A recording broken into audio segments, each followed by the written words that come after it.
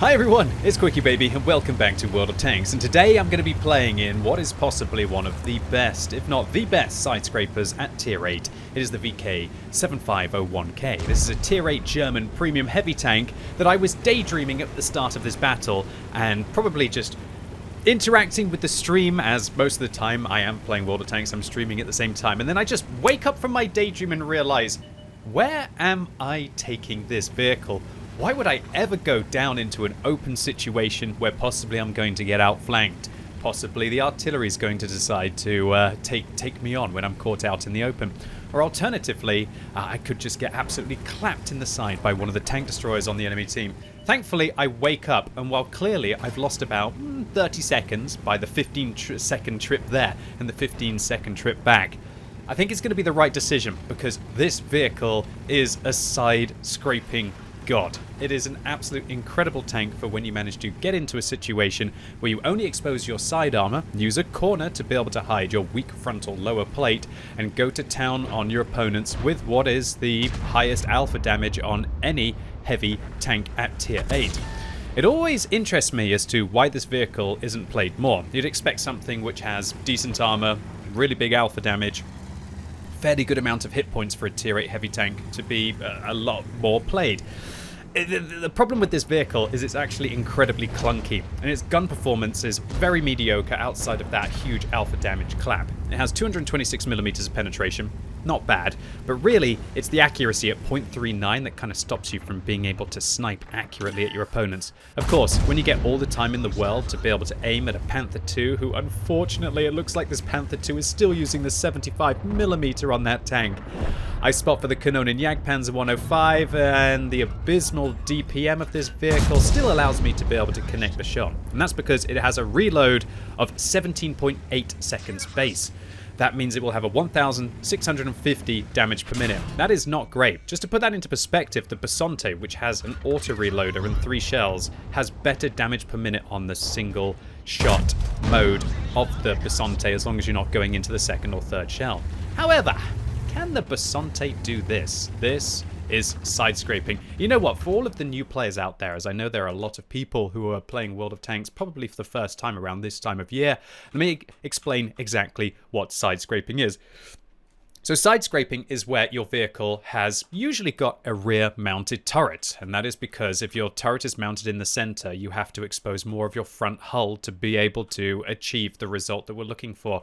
Side scraping around a corner like this is kind of the look that our enemies will have. They will no longer be able to see our weak frontal lower plate. They're only going to be able to see the turret, and they're going to be able to see the side armor. Now for the VK, it does have a bit of a weak point around here on the cheeks, and also its cupola. If you side scrape around a corner like this, it would do much better at side scraping around the other corner where it doesn't have to expose its cupola.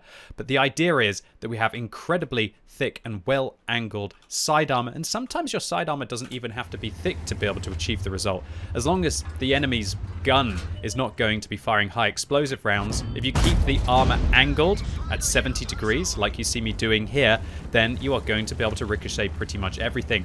And this puts immense pressure on your opponents. There are some tanks that are incredibly good at doing this at tier 9 even, such as the Object, is it called the 703? Oh my goodness gracious, all these names. No, it's the 705, right? The Object 705 at tier 9 is utterly amazing as a tier 9 Soviet heavy tank for side scraping around corners. I'd say it's got some of the best armor tier for tier in the game. I'm able to achieve pretty much about a 70% win ratio with that vehicle. However, what happens when the enemy are not idiots? And they don't let you just sit there and keep side scraping them. The TS5 has now loaded high explosive rounds, and he's splashing high explosive rounds at the side of my vehicle and doing 107 followed by 191. However, we see a new contender, 53 TP, and this is where it's important to be able to angle your armor around as quickly as possible. And this player's using high explosive rounds as well, maybe because he was expecting me to side scrape around this corner. However, they're now going to switch from high explosive rounds to armor piercing rounds, and right now it's just about this wonderful part of playing a heavy tank in World of Tanks, where you're doing everything that you can to keep the thick part of your tank towards your opponent, and also making their life a misery by making sure you're giving them little rams to stop them from being able to get your side. And we see we bounce the 2 follow-up rounds from the 53 TP, put 2 rounds into him, and that allows us to actually finish that vehicle off. And look, I don't think the enemy team expected us to be able to win that duel so convincingly, because look, they've advanced. The ISM has advanced through, and now I can overmatch the upper part of his vehicle. And that's because when you have a 128mm caliber gun like this, you're going to be able to overmatch all 40mm plates inside the game, because the caliber of your gun is over 3 times thicker than their nominal plate thickness. And so it doesn't matter what angle you're going to be able to hit, then you're always going to be able to go through. Now, this is just where this vehicle is unbelievably god tier. You can see our standard round goes through the upper hull of the ISM because he's panicking. He's reversing around the corner, and that allows us to be able to shoot down on his upper hull as it's not very well angled, and we shut him down. Okay, new contender. This duel is going to be epic. Well, it was going to be epic right up until somebody lowered him to a point where I'm able to finish him off with a single shot. I don't think that VK expected that I would be just ready for him to pop round, and I'm very glad that his hand was forced as they get shut down, unable to deal with us, and now we're up to 4,000 damage. But that TS5 is back. That looked like an armor-piercing round that the TS5 fired. Looking for the ISM, not able to get him, but oh dear, the Scorpion G sneaks up on me. I decide to fire clutch, because if I don't lower the hit points of the Scorpion G, then I'm not going to be able to finish them off, and that was a risky shot, but it was a very well-aimed snapshot. And now the pressure is on the Scorpion G. I have to get through this situation quickly before the enemy team is going to be able to flank me. I also have to worry about the artillery on the enemy team. But as long as I sidescrape out, remember, I can pretty much go through everywhere of the Scorpion G. I can overmatch pretty much all of their armor right now, so I don't need to aim for very long. And it's an easy kill for me while the Scorpion G has pressure and looks like they needed just a little bit longer. But oh no, now a G-Saw steps up. We bounce one shell. Come on, baby, try and stop them from getting to the side. Repair the tracks quickly. Turn the hull in. Manage to absorb one shot and give myself just enough time to be able to handle the tier 8 turreted brand new British tank destroyer. Oh my word, this game was exciting. Luckily for me, they're all coming at one by one, and just look at the graveyard that we have created around us here. All 4 vehicles. Well, actually, those 5 vehicles are 5 kills in this game. This is my house, right? And this is what you can do if you manage to get into a situation with your German side-scraping tanks and even your Soviet side-scraping tanks as well. But look, while this vehicle has looked absolutely phenomenal here, it would be completely unjust for me to try and present this thing as an incredibly competitive premium tank, because really it's not an incredibly competitive premium tank in the majority of situations. But if you master your art and make sure that you know how to side scrape and always get into a position like that and wedge the front of your tank around, and it will take a lot of practice, but once you've actually started to master it, you'll be blocking 2,700 damage, enough to kill this vehicle a couple of times over. And being able to handle those pressure situations, you'll become cooler under pressure, you'll know what to focus on, you'll know how to try and make that armor work. And I can totally understand why people enjoy playing heavy tanks more than pretty much any other class in the game, when it comes down to that absolutely phenomenal feeling of where you have managed to side scrape correctly, and you've used your armor and sometimes not just your firepower or your outflanking ability to be able to out-tank your opponents. It's very easy in World of Tanks to kind of forget that it is about tanking, right? And surely the purpose of a tank is not always that it has a giant gun, not always that it has incredible mobility, but because they are very well armored vehicles. And one of my favorite things about the game is using all of the mechanics to your advantage to weather the oncoming storm from your opponents and just keep yourself in it one by one to be able to, as I mentioned, create a graveyard like that. So we smashed an ace in the VK for taking out nearly half of the enemy team, 5,500 damage, 7 kills,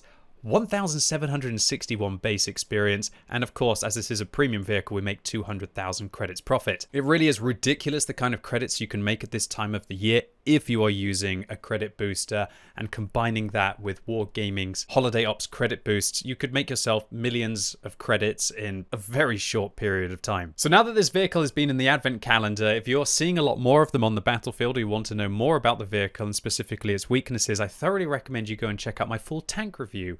But if you don't have time for that, so let me highlight again what I showed in the gameplay about perfect side scraping in a vehicle like this. This is your optimum angle. You want to have it so that the whole of your lower plate is protected from this calculator wall, as we're going to say it, and you're only exposing as much of your turret as you need and only your very thick and well-angled side armor. Nothing is ever going to be going through that. Not even a Jagdpanzer E100 heat round is going to be going through this. However, you do need to be a little bit careful that as they start to have better penetration, even if you're side scraping like this, they might be able to go through your upper plate. As we can see here, you need 300 for that part, or they're going to be starting to shoot your cheeks. So don't think you can just sit out there in front of everything. If it's a tier 7 tank, a tier 6 tank, sure, you could probably just sit out there, and until they start firing high explosive rounds, you're going to absolutely dominate them. But when you're dealing with equal and higher tiered opponents, it's best that you keep your tank moving and you don't sit still for longer than you need to. And if you keep yourself active and you keep moving, then you will put some pressure on your opponents. And if you make the target that they have to shoot of your weak point as small as possible and for as short of a time as possible, quite often they're going to deviate, bounce, and hopefully you're still going to clap them. And finally, while I think this thing is a side scraping god inside World of Tanks, I also want to clarify that this vehicle is incredibly painful when it's out of its environment, just like I said in my tank review. And if you want to find out more about this vehicle, make sure you go and check that out. But the short version is that when you play this thing against tier 9s and tier 10s and they start firing heat at you, its armor doesn't feel nearly so good. When an autoloader rushes you and manages to get your side and you're unable to just keep yourself in it, especially if you're on soft terrain or medium terrain. Remember, we were on hard terrain there on the Pilosane map. Then suddenly your armor is going to become pretty much useless and you're a gigantic easy target for anybody to farm. Combine that with really mediocre gun performance outside of that high alpha damage hit. And yeah, while this thing might be the god of side scraping at tier 8, it isn't the overall god of World of Tanks, that's for sure. Anyway, ladies and gents, boys and girls, that's it for today. Hopefully you enjoyed this one. If you did, give it a thumbs up, but if you hated it, give it a thumbs down. And let me know what you think about the VK7501K. Have you picked one up? Have you seen them on the battlefield?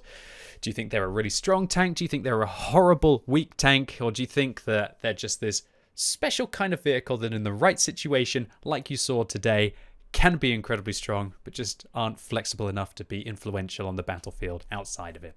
And as always, thank you so much for watching. You've been epic, and hopefully I'll see you soon.